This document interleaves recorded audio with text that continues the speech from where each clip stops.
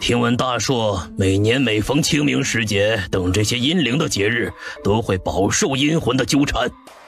大硕皇上，我们来谈个条件吧。我西陵在玄学造诣上颇为优秀，我向你要个人，只要你把这个人给我，我就让西陵的魂卫在每年的阴节前来护你们一程。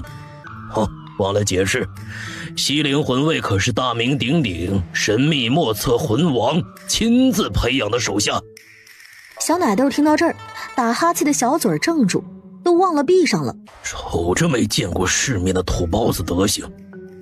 小奶豆悄咪咪拍了拍斜挎包，小小声的：“你小弟那么厉害呀？”挎包鼓了鼓：“好，不知你想从朕手上要谁呢？”“要这小胖丫头陆呱呱的爹陆明轩。”“爹，看他哭真痛快呀！”“皇上伯伯，可不可以让大哥哥陪着爹爹一起呀？这样他们就能互相陪伴了。”“哥哥？还有个哥哥？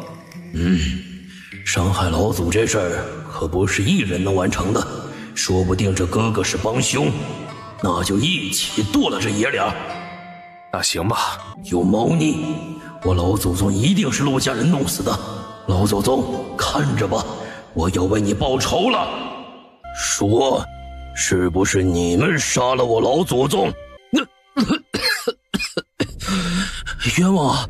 饶命啊！我都不知道你老祖宗是谁，我杀谁啊？我为什么杀他呀？你是不是找错人了？”“找错人？我老祖死之前亲口说的是陆家的人。”“陆？你老祖只说姓陆了，没说名字呀？这全天下姓陆的那么多，凭什么就认定是我呀？”“敢犟嘴，故睿智英勇，已经多方面从你女儿嘴里套出话了，千万种线索指向了你。”“我女儿？”“对，你女儿陆呱呱。”“你上当了，这小畜生鬼得很，而且很邪门，你老祖肯定是他杀的。”“他？”这时听到敲门声。“就他走路都走不稳的小胖丫头能杀人？他个没腿高的玩意儿怎么杀人啊？难不成站起来蹦高高杀？”“啊，他咋知道我是蹦高高打着他老祖宗的？”“这俩人交给你看管了。”“是，父皇，不要妄想你能救了他们。还是说，其实你才是杀害我西陵老祖的凶手呢？”“你瞎吗？我还不到5岁呀！”西西又想说什么，忽然一阵腹痛席卷而来，他暗暗骂这具身体该死，总是窜稀拉肚子。“呱呱呀，你认识这公主？认识西陵大王？什么老祖宗是怎么回事啊？是不是你干的？”“公主恋爱脑，要招驸马。方才我靠公主看冒牌大哥哥，公主是不是喜欢大蝈蝈呀？”“哼，爹，别看儿子在苦寒寺走了一遭，但是魅力不减，只要是女子，就绝对逃不过我的手掌心。爹，我都想好了，拿下西陵小公主，成为西陵驸马。哼，我们爷俩的好日子要来了。”“可是亲哥哥和亲妹妹是不能在一起的啦。西陵公主现在的灵魂是凌云凤呀，那可怎么办呢？”“你说什么？你再说一遍，西陵公主是谁？”“我什么都不知道，什么都没看到，我要回家。”“这个孽畜，自己成了公主，吃香的喝辣的，却不管咱们了。”“哼，得让他知道我们的厉害。”2个时辰后，是陆呱呱说了我的身份。哼，也不奇怪，看得出来他早就怀疑我了。不过，你们要记住，我们才是一家人，对吗？再怎么，陆呱呱都是不会帮你们的。好妹妹，只要你带我们离开大树这个鬼地方，让我们荣华富贵。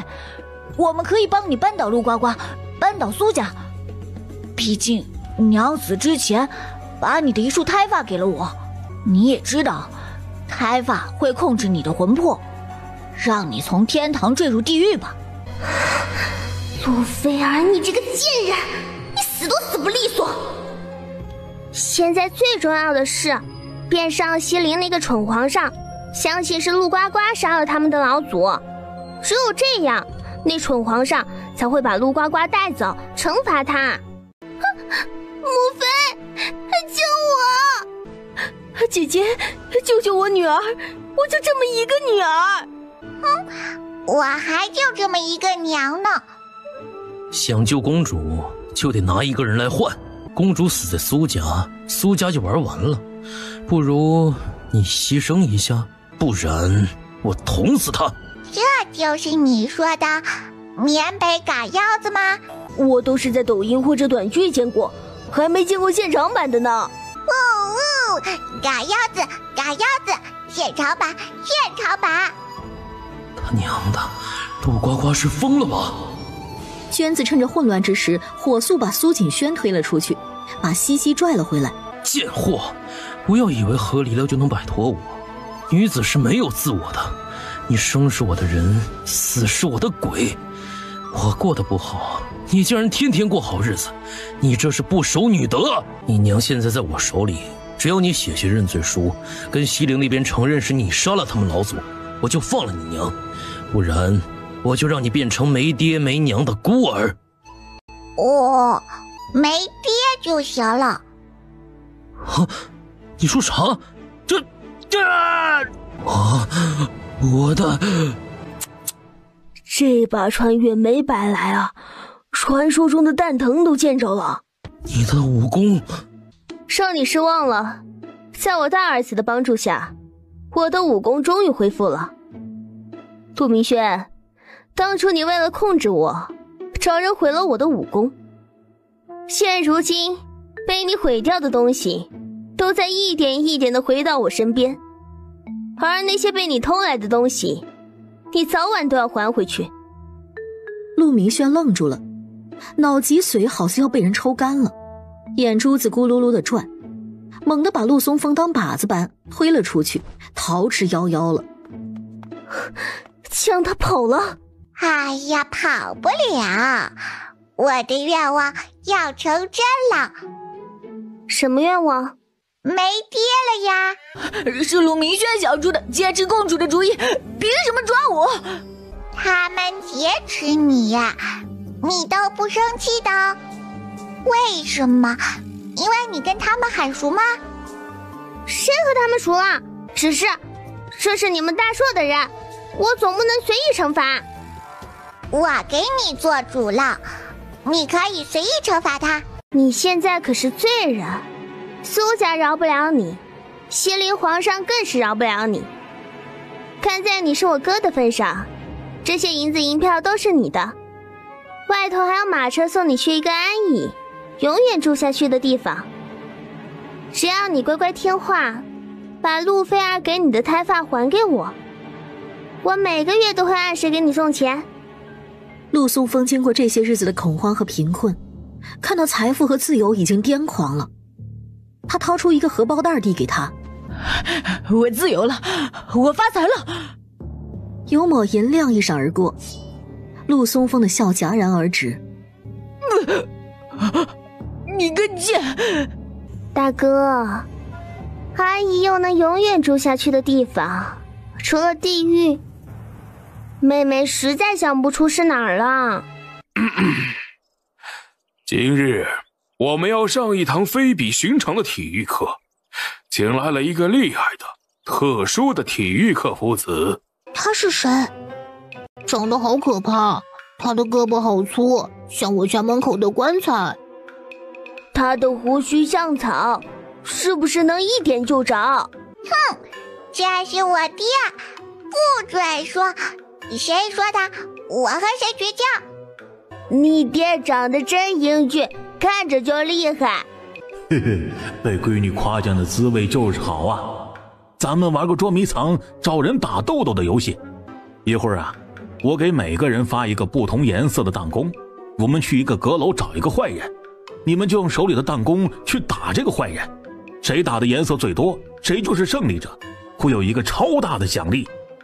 小孩子都是喜欢奖励的，更喜欢这么有趣的游戏，一个个的欢呼了起来，在阁楼角落里躲藏歇息，并打算伺机炸了学堂，宰了陆呱呱的陆明轩听到这里乱糟糟的声音，有些慌了。他打算换个地方躲避，屁股一疼，脑瓜子一疼，脸蛋子一疼。哦，打到了，我打到坏人了。我先打到的，我用红色弹弓打中他的屁股。我用绿色弹弓打中了他的脑子呀。晕倒之前便看到小萝卜丁们笑吟吟的兴奋的脸，还有他那畜生女儿得意的幸灾乐祸的脸。以后不要害怕坏人，知道吗？要勇敢的打跑坏人。知道了，呱呱姐姐。爹爹，我不恨你们把我从小送到寒族，我有天赋，只有我在寒族，你们在大硕，我们里应外合，才能崛起寒族。爹娘，女儿在寒族很好，我听说大哥他们都得到了狗皇上的信任，身居要职，真的是太棒了。我们要瓦解大硕王朝。没想到苏家竟是寒族人。现在想想，苏家近日干了不少大事啊，但凡跟苏家有点冤仇的人都悄无声息地被苏家处理掉了。皇上竟那般宠爱陆呱呱，我看呐，早晚出事。爹娘，我本想离开大叔，跟着西西回西陵的，我没想到我手抖了，没拿出我们这些年往来的信件，被发现了。你们打死我吧！你那么喜欢打脸，我成全你。打脸了，5文钱1次。不少黑心肝的人冲上去左右开弓，最后娟子的脸被打成了发面馒头。陆呱呱跑过去捡起地上的铜板数了数，失望道：打脸好不值钱啊，这些钱只能买1根糖葫芦，1个小包子，1个糖饼，还有半碟小肉丸。你们不管吗？还没到查证时间，现在是禁足的时辰。先回去睡一觉。皇上，3日的时间到了，苏家还未拿出证据，理应惩罚。对，顺便查查跟苏家走得近的人，保不齐是同谋呢。这时听到哒哒哒落东西的声音，放眼看去，每个大臣都从袖口掉出一封信。皇上挑眉，朝太监总管递了个眼色。张大人，苏家已经被我扣上了寒族余孽、寓意谋反的帽子，接下来靠你和同僚加大火力了。孙大人，保护好娟子，他可是能扳倒苏家的大功臣。接下来几封信都是类似这样的话。皇上，冤枉啊！臣跟寒族可是一丁点关系也没有啊！臣也没有啊！臣只是起哄架秧子，是奉着寒族不避而远之啊！臣承认，臣是嫉妒苏家，见苏家蒸蒸日上，臣嫉妒啊，便来了个墙倒众人推呀！皇上啊，这是有人故意污蔑臣呐！光凭这些就想洗白苏家，这不可能！真是为了让你们明白，不要单凭几封信便污蔑别人。咋就你们俩人，一点排场都没有？这要照以前，那都得1000人跪拜我，给我送礼。排场？现在都啥样了，还讲究排场？告诉你，别说1000人了，现在寒族被陆呱呱祸害也就100人，那上百人，你不是嫌那上百人不够档次，不配见你吗？我给他们一个跪拜我的机会。现在朝臣们开始往苏家倒戈了，咱们得加大火力。听我的，我这个法子很好。皇上，哎呦，皇上，这民间有不少人反映，说在苍穹洞看见了佛祖真身，而且还有18罗汉呢。哦，对了，还有人说佛花也盛开了呀。当真？正要去看看。呜呼，看热闹去喽！苍穹洞是比较偏僻的山洞，周围杂草灌木丛生，洞口昏暗，隐隐约约看不清楚。小奶豆早已坐在了高高的石头上，离洞口很近很近。乖乖乖，别惊着佛，那不是你该玩的地方。啊，不理不敬，该死！无亏到苏家对大朔江山有害，杀！求你原谅，呱呱小孩只是敬仰你。我不敬仰他。呱呱，皇上，您平时惯着陆呱呱，我们也就不说什么了。他现在简直是放肆，我看就应该处死他。你们好蠢，被一群骗子耍得团团转。奶豆子招呼着肉包，又拿起明熙做的口哨吹了一口。他骑上肉包，肉包矫健的身姿直奔山洞洞口，而且爬到了那位佛的肩膀上。这位呱呱求情，请您息怒。杀！杀！哼，我佛慈悲，怎会随意喊杀？你个冒牌货，看我撕掉你的脸！18罗汉，快把他丢下身！啊，蛇！哎呦，好疼啊！救我！他娘的，这玩意儿该不会有毒药吧？这……敢骗朕给你跪下，朕看你是嫌命长了。来人，把他们抓下来！他们不是喜欢冒充吗？把他们冒充穿的衣裳撕碎了，为他们吞下去。木佛节这日发生了许多事，韩族在木佛节上干的糟心事引起了众怒，倒是给了皇上一个合理嘎了他们的借口。手起刀落，一颗颗人头就跟蹴鞠似的满地飞。大姨妈，好看吗？大家喜欢刽子手叔叔们的刀，砍东西好快呀，用来切手把肉一定很快。娟子被当作韩族人培养，看到韩族人的下场，吓得硬生生晕了过去。爹娘，妹妹，哥哥，我是被逼的，我也不想为韩族人办事啊。你不想，可以告诉我们，为何要害苏家？你还有脸说我是你女儿？当初是你们弄丢了我，才害我沦落成这个样子的。我们是双胞胎，同样是苏家的孩子，为什么被弄走的不是你？如果你被弄丢了，经历了我所经历的，我看你还不如我呢。苏锦轩对这个双生姐妹带着愧疚，张张嘴，半个字没说。哇，你9岁就知道自己是苏家人喽？为啥不回家？是不想吗？这小肥丫头是怎么知道的？因为你那时候早恋，搞对象了，有男人了，你选了男人不选家人，你自己想当坏人，可惜啊，你遇到了渣男，那个渣男都把你骗了，还打你，唉，后来那个渣男把你踹了，你还求着他打你，因为你说打是亲，骂是爱。娟子的脸青一阵白一阵的。你很小的时候便知道自己是苏家人了，却不肯回来，竟还怪在苏家头上。我无话可说，我可以走。那让景轩陪我选一匹马吧，我有些话想单独跟他说。景轩，我们的姐妹缘分很浅，我会骑着你替我挑选的马，走好接下来的路的。娟子说着，趁苏锦轩不注意，狠狠一推，惨叫声跌进马厩里。娟子愣愣地看着被撞进马厩的自己，完好无损的苏锦轩。啊！陆呱呱，你这个小畜生，你是故意的，你谋杀我！肉包在练前滚翻，一不小心把你撞进去了。你是人，肉包只是一个小动物，你不会怪它的吧？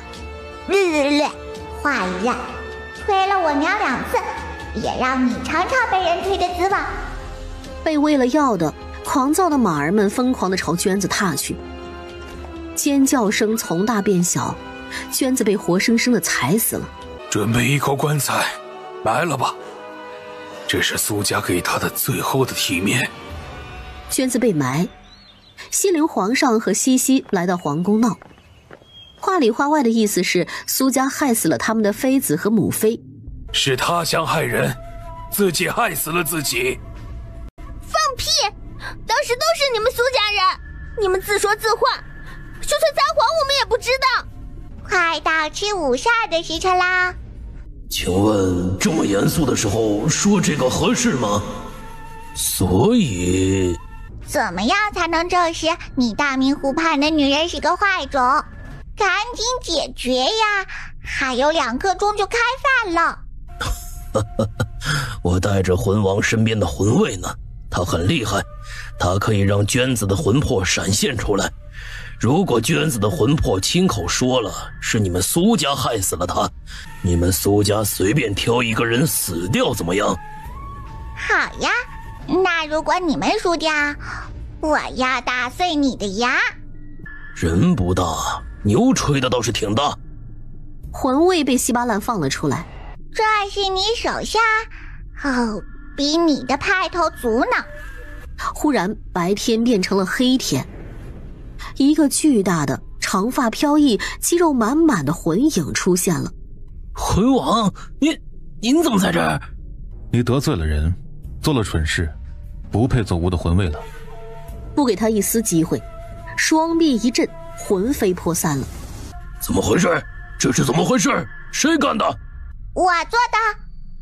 你不可能，你什么都没动，你是怎么做的？魂卫没了，姑该怎么办？我有个好办法，你来，我告诉你。就跟有魔力似的，浑浑噩噩过去了，还弯下了腰。你应该打落牙齿或血吞。牙没了。嘻嘻，我们都很守信用哦。西陵和大叔的仇就算是结下了，给姑等着。他转身就走，西西也跟了上去。哇哦，时辰正好，没耽误吃饭。饭桌上就属小奶豆吃的最香。西陵很强大，这回我们把西陵得罪得透透的了。想吃啥喝啥，快点吧。西陵狗皇上记仇，很快就会报复回来了。看小祖宗吃的那么积极，估摸着也觉得这是最后一顿了。个狗日的东西，竟敢在墨渊上动手脚！你想摔残我们啊？就是，我能接受一下子嘎了，但是不能接受变残。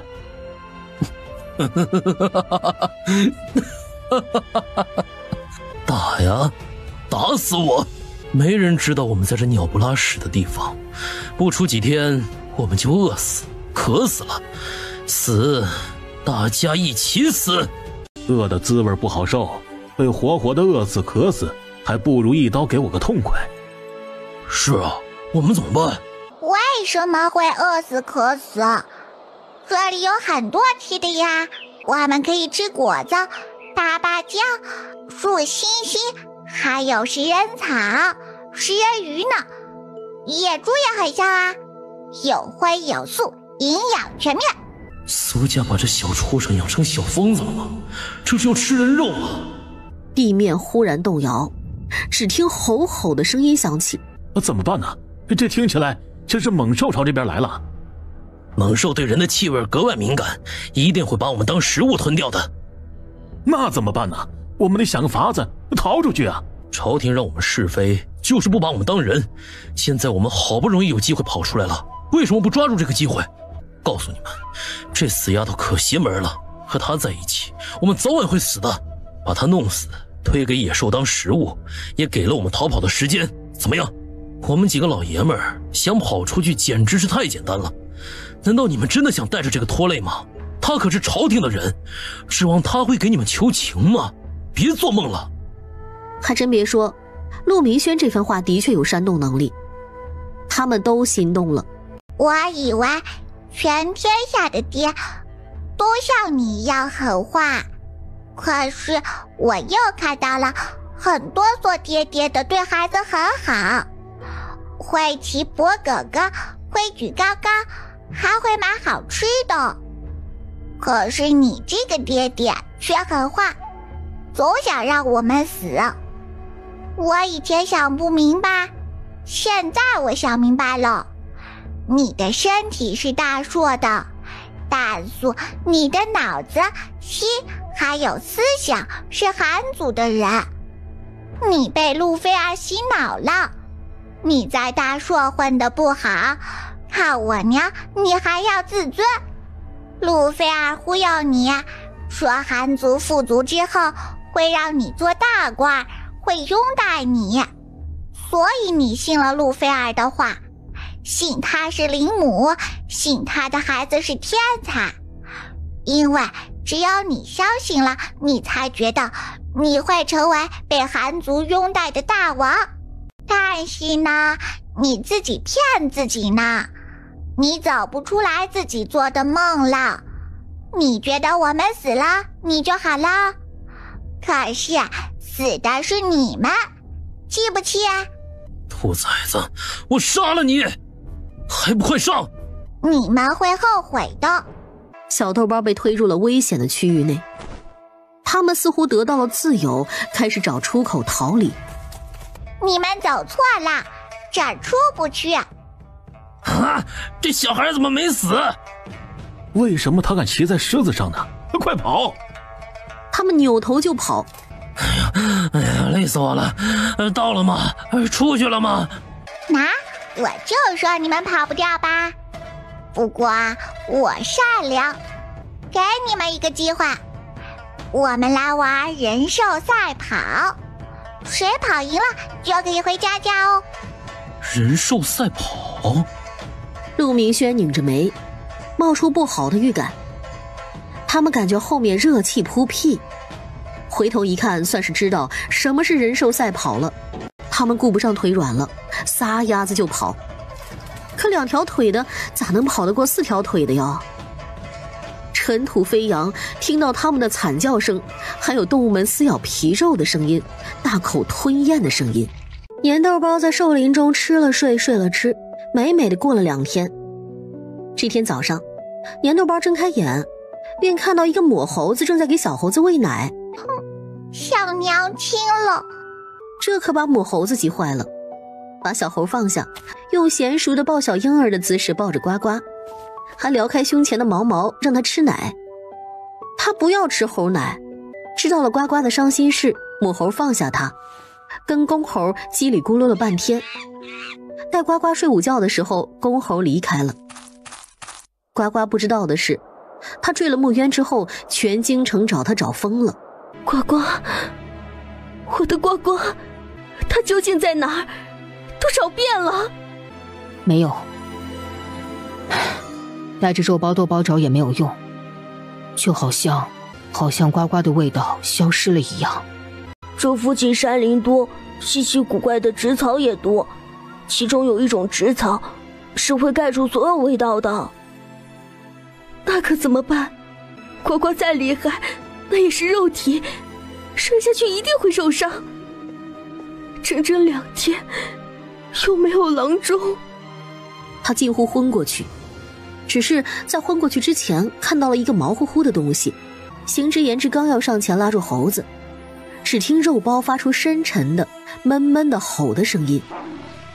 豆包也不安地蹦得来蹦得去，这只毛猴身上有小主人的味道。毛猴看见肉包，吓得浑身的毛都炸了，他和人似的来回拍着胸口，又双手合十，又拿出陆呱呱的安抚巾，哇啦哇啦说了一堆。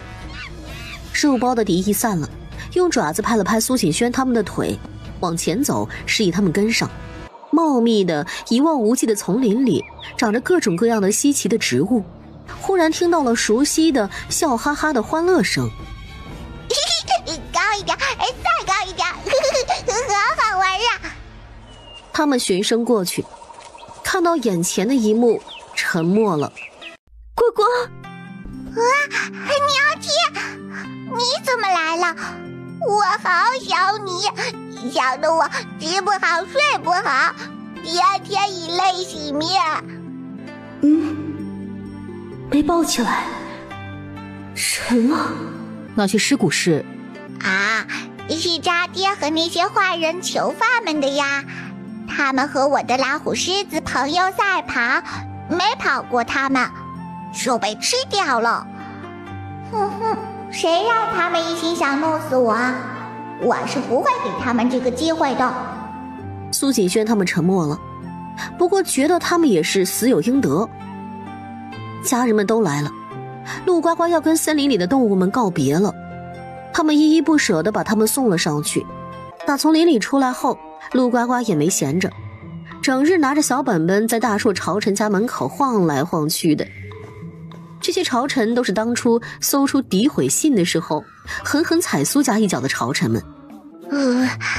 王大臣家是欺负我家最厉害的那个。这天大家伙都上朝了，唯独缺了王大臣一个。王维大人身体不适，今日告假。皇上点点头，并不在意。皇上，现在陆呱呱身为大硕重要之人，可以随意出入朝堂，跟着上朝。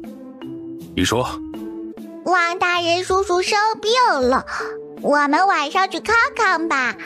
我们是相亲相爱的一家人，家人病了要慰问的。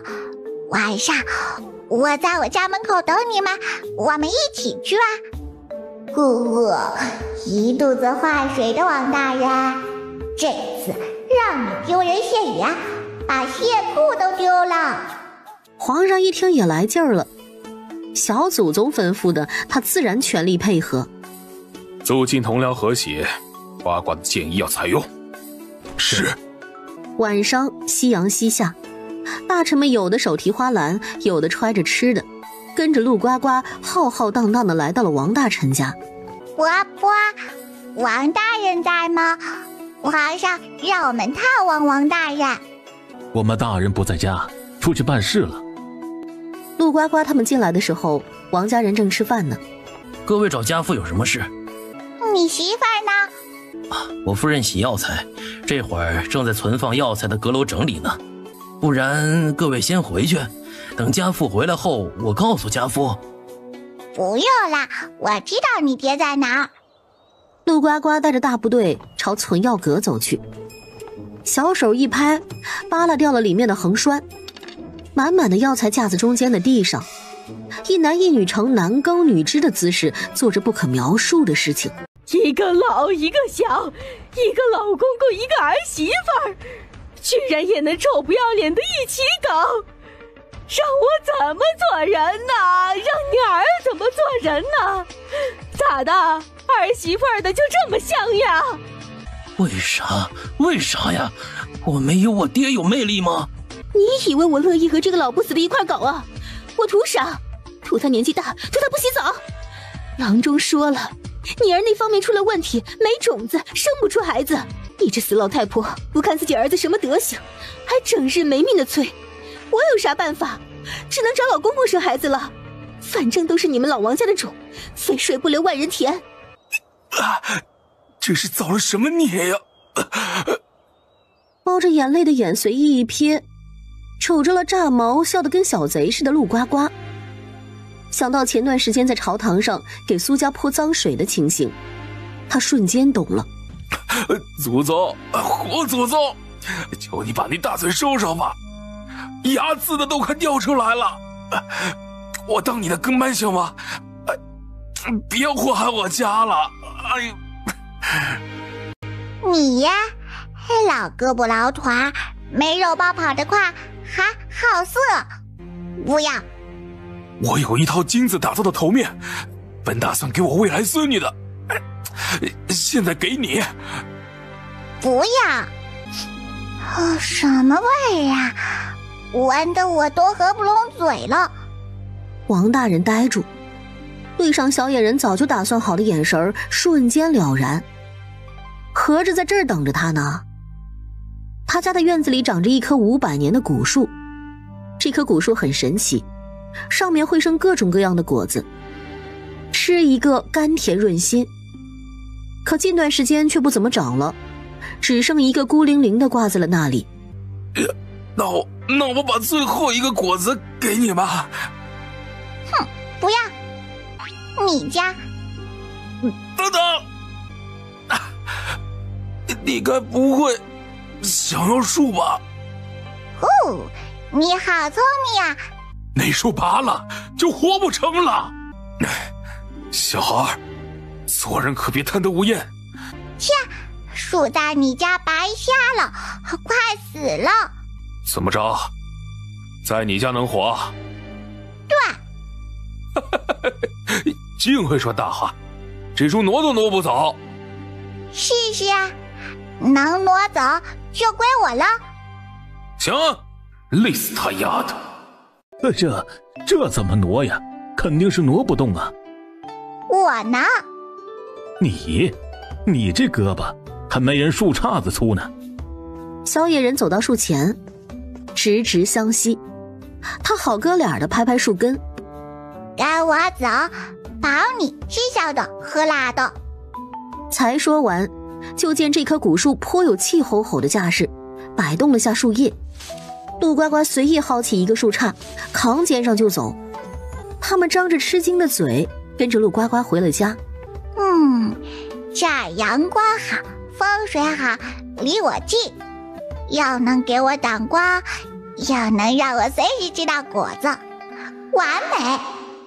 他踢踢肉包，肉包敷衍地刨了几下坑，把树一杵，就见大树很自觉地自己种上去了。他把生气散出去了些，就见那棵大树直冲云霄，挺拔焕发，而且长出了各式各样飘香四溢的果子。这是我的。哦，那你抱走。王大人不服气地上前，手才碰到大树便被弹开了。大树说个午安。惹不起。王大人只好灰溜溜地离开了。人类幼崽这几日忙着报仇，小脸都瘦了一圈，小本本上已经划掉了许多人的名字。还剩最后一个了，这个人最坏了。陆呱呱到胡大人家的时候，他们家正吵架呢。儿啊，他呀就是个丧门星，无下蛋的鸡。哦不，下蛋，但是保不住蛋，每次都流掉了。儿啊，像咱们这种大户人家，要的就是子孙兴旺，像他这种丧门星不该要啊，会耽误咱们家的呀。胡夫人在旁边满脸漠然，似乎麻木了。胡大人满脸的痛苦纠结，颇有些松动的意思。就在这紧张的时候，啪嗒，一颗核桃掉在了胡大人的脑袋上。谁？是我呀，我来你家做客了。我爹早死了，和儿媳妇儿不可能有什么丢人的事。我家很和谐，想看热闹，没门儿。没门儿，有窗户啊。我知道你媳妇儿的孩子去哪儿了。你知道？你个小丫头片子，不在家好好学学女工，怎么伺候老爷们儿，跑出来搅和人家的事干什么？你心虚了，我才不选你给儿媳妇下小产药，把人家孩子弄掉呢。什么？为什么？您为什么要这么对我？那可是您的亲孙子。夫人，你别不礼貌，怎么能跟娘这么说话呢？你的孝难道忘了吗？我娘单纯善良，怎么会做出这种事情呢？小孩儿，想找我家的事儿，也要找个合适的理由。我娘想孙子想疯了，不可能做这种事的。你妈宝恋母，你恋儿，绝配！我有证据哦。小野人掏出一块犀牛角放在地上，又用火折子点燃了。这个很厉害，人和鬼鬼能互相看见哦。让你害死的孙子孙女们找你说吧。胡老夫人嗤之以鼻的神色维持不到片刻，便尖叫了起来。我在娘亲的肚子里好好的，为什么要杀掉我？我好疼，我恨你。别缠着我，要怪只能怪你们投错了胎。我儿没娶媳妇之前，我们娘俩相依为命，幸福地过着二人世界。可自打我儿娶了媳妇，整日和媳妇黏黏糊糊的，我看着我就吃醋，我就来气。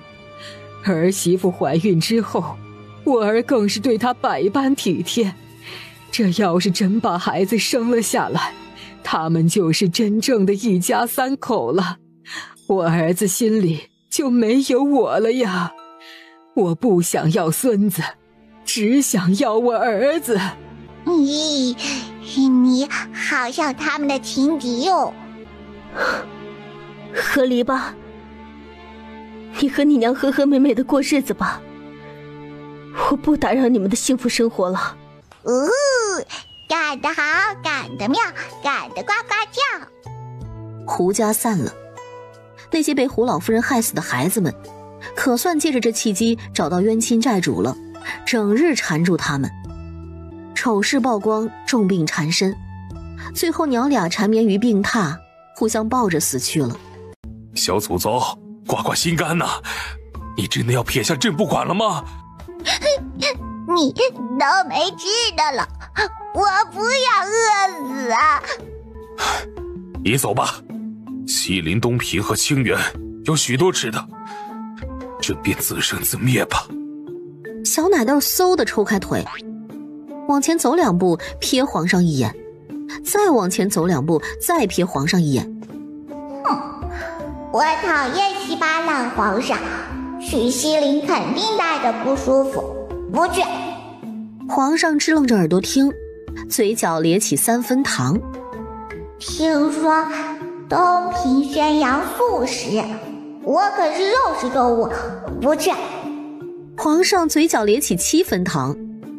清源倒是吃肉，也没有讨厌的人。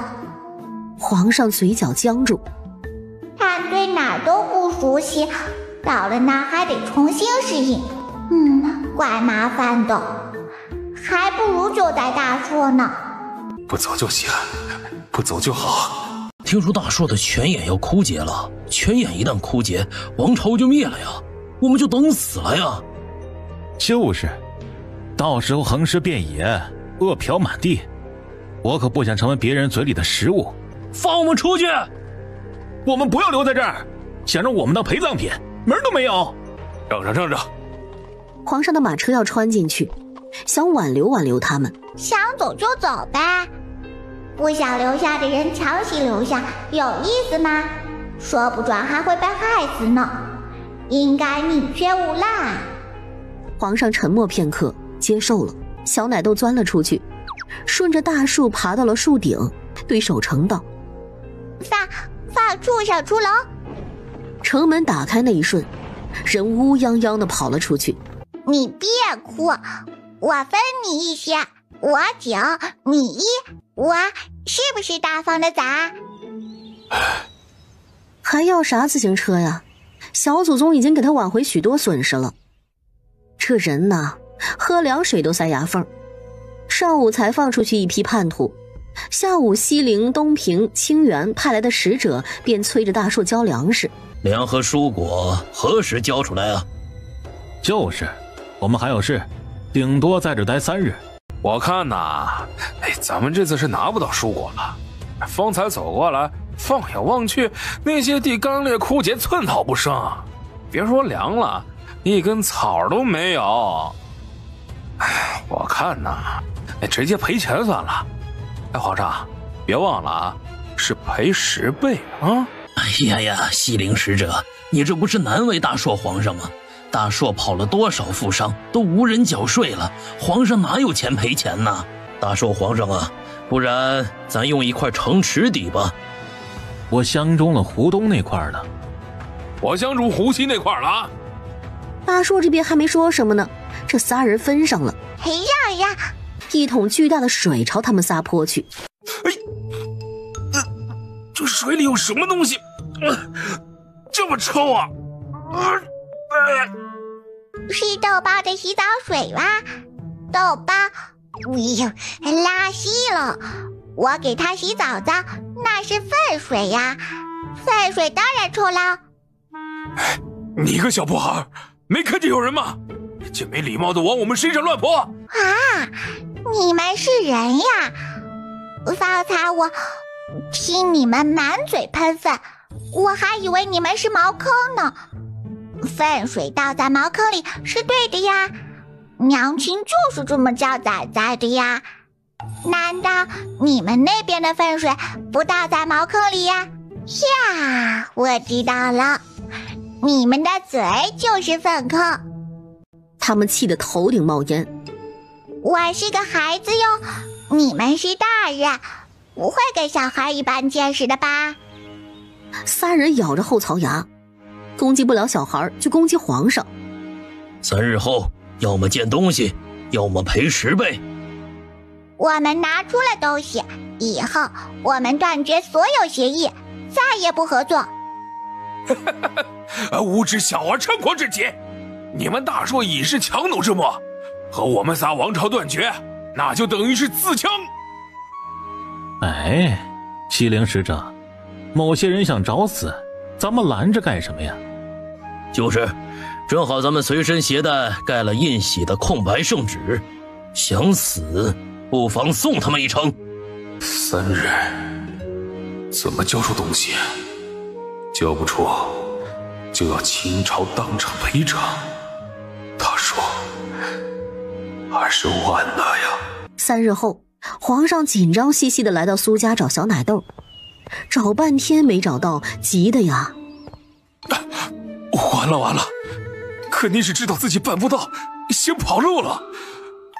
正愁呢，他的脚踝忽然被一双手抓住了，关键这手是从地底下冒出来的呀。老祖都被朕气得从地底下出来了，要把朕带走啊！是我啊！是呱呱呀，你怎么在土里啊？土里就是我老巢啊！我不在土里，我在哪里呀？累了饿了，来一口泥巴。皇上呢？嘿，瞅左瞅右就是不瞅下，一脚踩下去，吧唧摔了上去。哎，这嘴上软绵绵的，哎呦，腰瘦了。Oh my god， 他，我看到了什么？我的眼睛遭了，难怪皇上不喜欢踏足后宫了，原来是和太监有一腿吧？哦，也对，太监日夜不离身，贴身照顾的，用起来最顺手了。皇上恨不得昏过去，听得脑瓜子一蹦一蹦的。他踢开了太监，恶狠狠地瞪着，哼，撒谎！哎呦，皇上，奴才不是故意的，奴才是有要事禀告啊。今儿第3日了，那仨使者在皇宫的门口等着要债呢。可想死意思了。咦，好臭啊！你们没洗澡澡吗？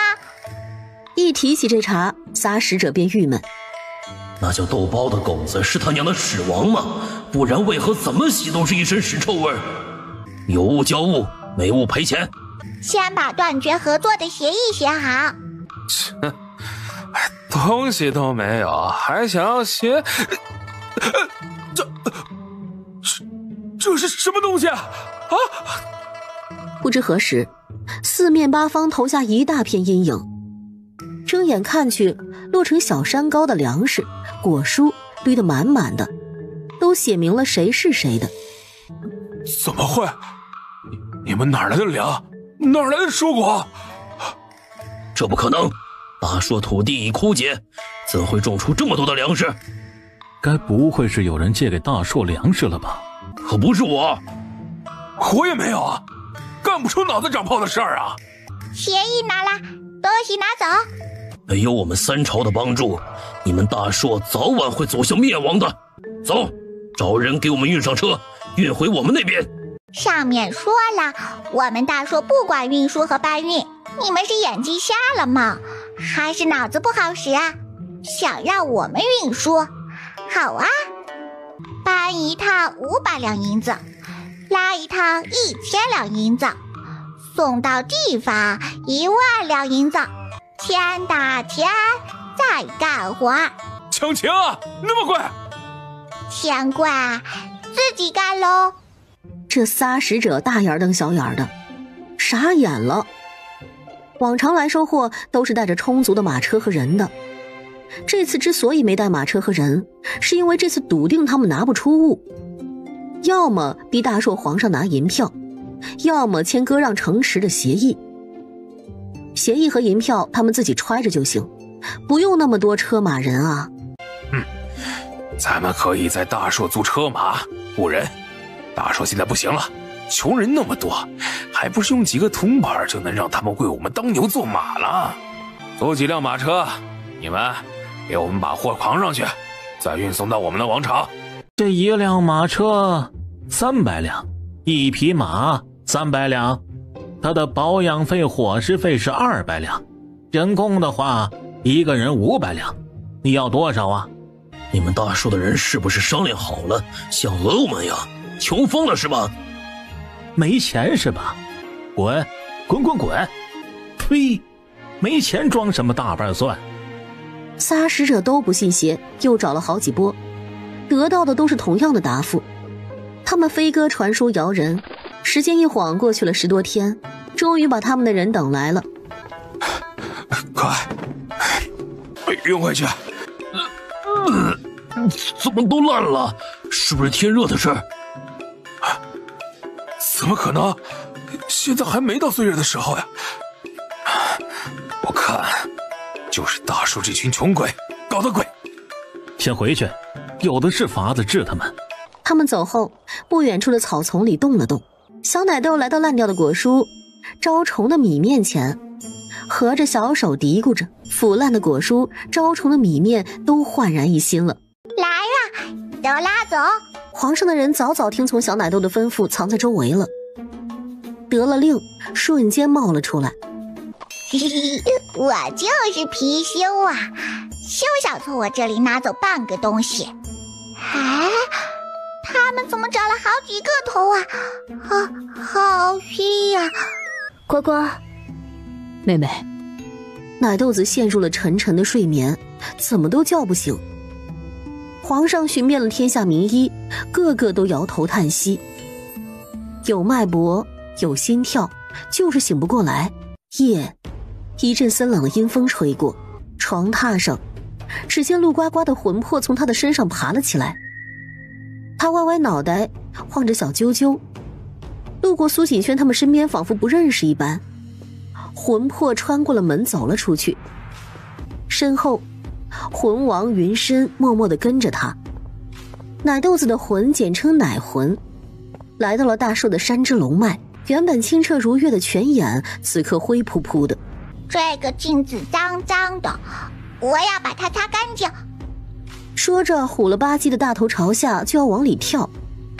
哎呀，谁抓我腿？魂王小心翼翼地把人抱起来，坐在井边温和地看着他。你谁呀？怎么在发光？这个镜子不好，我重新给你找一个镜子，我们离它远远的，好吗？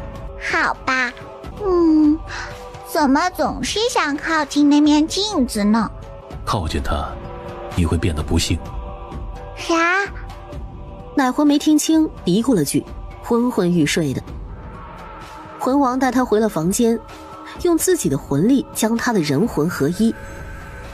他摇摇欲坠，魂体几乎变得透明。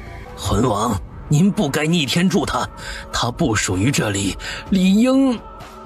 魂王投过去一个死亡眼神。残月日也快过去，他也快醒了。陆呱呱醒的这日风和日丽。娘，哥哥，外祖父，舅舅，你们不洗澡吗？你不知道你睡了很久吗？那么久吗？不就是从下午睡到早上，以前也这样的呀。苏锦轩还想说什么，行之悄悄扯了扯娘的袖口。你的晚课都没上，小谢夫子打你手心。嘻嘻，打不着，我早就把夫子所有的戒尺都当柴火烧了，烤鸡蛋了。看他一如从前活泼，一家子安了心。苏将军又出事了。又一起？是。我去看看。啥事儿？什么棋呀？谁棋呀？没事。苏怀安挤出一丝笑，转身离开。有鬼！他决定溜出去看看。呱呱，你打扮成这样干什么去？上学堂啊。这都过了晌午了，上不了多久就下学了，今儿个就不去了。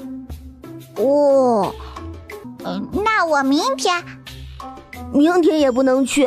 哦，忘了跟你说，你们学院放假了，惊不惊喜，高不高兴？好吧，那我回去睡觉。拦着我不让我出去，肯定出事了。哎，我肉包呢？要知道，肉包可是从不离开他的。他四处找肉包，又去问两个哥哥。肉包呢？啊，忘了跟你说，肉包他发情了，被母老虎拐跑了，估摸着过2天就回来了。奶豆子嗯了声，默默地回到了床上。一定出事了，他家都瞒着我。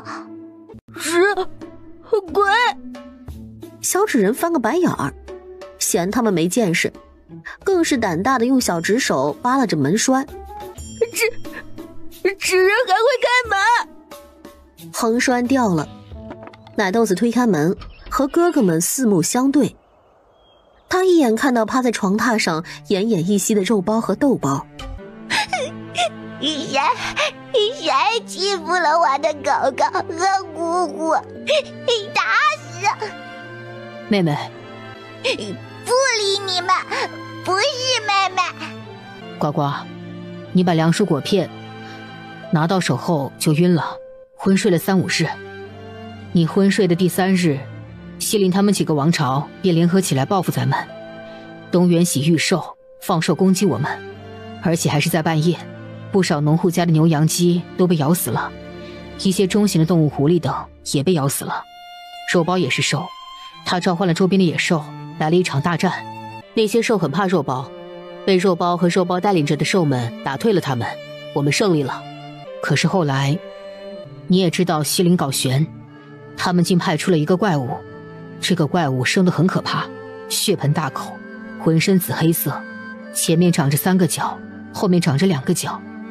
奇的是，他虽然只长了7颗牙，可他那1颗牙却抵得过普通人的10颗牙了。无论是人还是兽，只要见着活物就吃。听起来像是饕餮。人类幼崽把俩哥哥支了出去，美其名曰守门，实则悄悄给肉包豆包治伤。笨笨，受伤了为什么不告诉我？我睡觉觉，下次可以咬我鼻子，还可以咬我屁股呀。你最好记住你说的话。小奶豆用生气治愈好了肉包豆包，累了蜷在床榻上睡觉，地面颤抖的声音传来，一大片阴影投了下来。颜之，挺住，妹妹在里面，不能让妹妹受伤。饕餮怒了，用脑袋上的尖角勾起了他们的衣裳，啪的往边上一甩，他俩的心肝肺都快甩出来了。饕餮正对着门发力。谁在敲门？谁在打扰我做美梦？哇呀！烤鸭马上就要吃到嘴里了，还气死我了！谁？先看到一双大脚，皱皱眉。你谁呀？怎么不穿鞋？脏死了！你好面熟呀！啊，好纯瘦的味道，若是吃了，必会长生不老。我知道你是谁了，你就是冒充饕餮的蠢瓜，你还给自己取了个学人家饕餮的名，叫剔牙。剔牙怪呆住，他竟知道自己的真身，那就更不能留了。呱呱，妹妹，放开我妹妹，你个王八犊子！哎呀，你牙都烂了，得拔牙了。嘿，我帮你。他朝后退，来了个助跑，一个弹跳，小手捉住了剔牙怪的下巴，顺势钻进了他的嘴巴里。呱呱，这是羊入怪口啊！完了，妹妹！剔牙怪嗷嗷喊，想撕碎它，却发不出一点力气，所有牙都被小奶豆拔掉了。咦，好臭啊！他洗了手，又用颜料把剔牙怪的牙齿涂上了各种颜色，又用绳子串成了个项链。你低头。精神和内心告诉他不能向着小屁孩低头，可身体却是诚实的。乖哟。奶豆子把项链给他戴上了。稍息，立正，向后转，齐步，还回你的动员。我们的饕餮大人凯旋归来了。归来是归来了，这牙没了。什么？谁干的？保长，按这给牙齿涂色的尿性来看，倒是像大硕小祖宗陆呱呱的手法。陆呱呱在大硕任什么职位？莫不是个未成家、年纪过百、性子孤僻的武林高人？是个未届男，才3岁半，性子奇葩的贪吃小孩。小孩儿，个没出息的，个不争气的！你可是饕餮呀，你那么厉害，竟然被一个小孩儿……还没吐槽完呢，被假饕餮真剔牙怪一舌头舔飞了。1刻钟内朕要陆呱呱的所有资料。奶豆子拔了东原剔牙怪的牙，一战成名。这3王朝暂时安静了下来，暗搓搓地等着下次对付他。呱呱聪慧、勇敢、机智，朕便让你做大硕的巡查使，好不好？啥使啊？我为啥要当使啊？皇族的巡查使，你的活很简单，就是天天在大街上溜达，及时发现危险的地方、可疑的人。你要是答应了，你可以每个月无条件取皇族的一切物品，金银财宝、绫罗绸缎，各种美食，还有所有人都随你。挨当，不就是个皇使吗？我当，天天当街溜子，简直是我的梦中情活啊！皇上是不是脑子有问题呀？把这么简单的活给了我。皇上笑眯眯的，他应了就好。他真正的目的在御书房呢。皇上，你有话直说，别笑，我害怕。你虽是质子，却身在大硕。从呱呱那里，朕也知道了你的真实来历。你现在是呱呱的人，也间接等于是朕的人。皇上，您老人家快说行不？我尿急。把你脑子里那些稀奇古怪的东西都掏出来，帮大硕赚钱起事，这些都是你的。听呱呱说你在你那边无房无车无媳妇儿，就是个3无人缘的穷光蛋啊！当朕的人，你什么都有。太过分了，太过分了！他是那么容易被收买的人吗？不是那样人，就干那样事。